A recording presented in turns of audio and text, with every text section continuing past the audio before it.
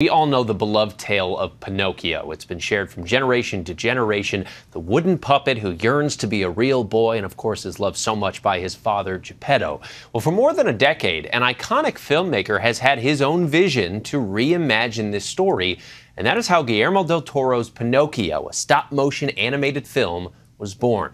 Every scene is crafted by human hands, bringing care and quality to the Best Animated Feature nominee. Linsey Davis spoke with del Toro and the film's director, Gustafson, about their labor of love and why they were so inspired to revisit Pinocchio. Good morning, Papa! Who are you? My name is Pinocchio. I'm your son! Talk to me about the stop-motion animation and what's so significant about that. It's so analog, it's so handmade, and we wanted to craft this movie. In some ways like Geppetto would make puppets, because I think you feel that when you're watching it. You inherently know that someone made this and that human hands touched it. And it's an art that is always endangered to be extinct. And it has that charm and beauty and magic of you playing with toys. You know they're miniatures, but they're so expressive, so beautiful. You must obey your papa. Obey? To do as you're told. But I don't want to obey. You immediately know this is not computer.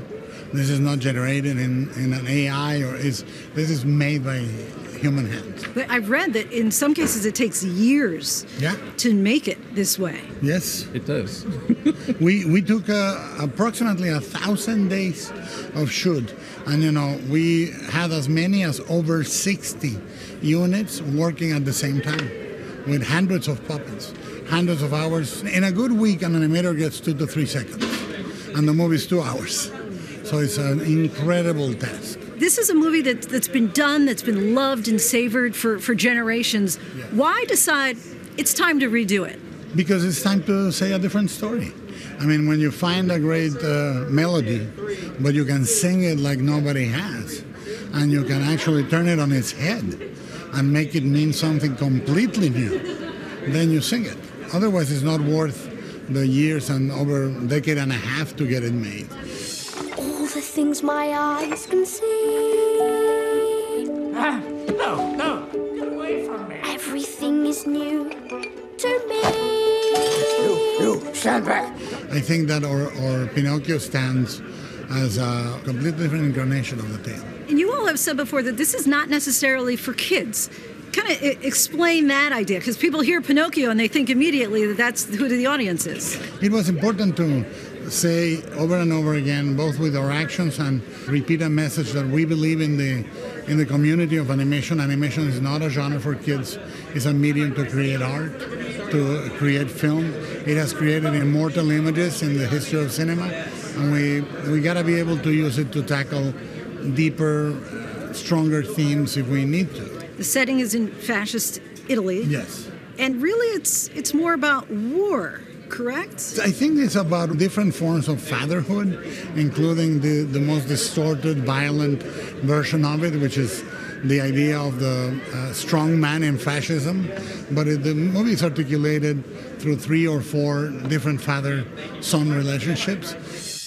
He's made of wood too. Why do they like him and not me? Come here, Pinocchio. People are sometimes afraid of things they don't know.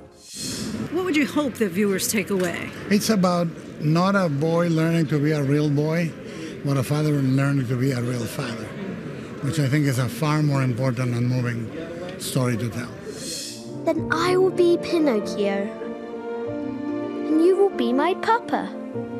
Will that do? That will do. First movie that you saw that really made an impact on you?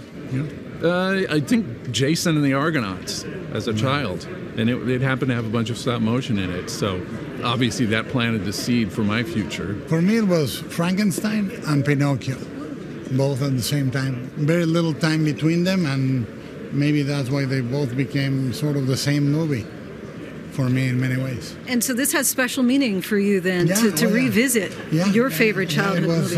I saw it in a theater in the re-release. You know, Disney used to release the classics every 10 years, I think. And we watched it together, my mom and I, After you say, you know, I'd like to thank the Academy, who's that person that really has been an inspiration to you in helping you to get to this point? My kids and my wife.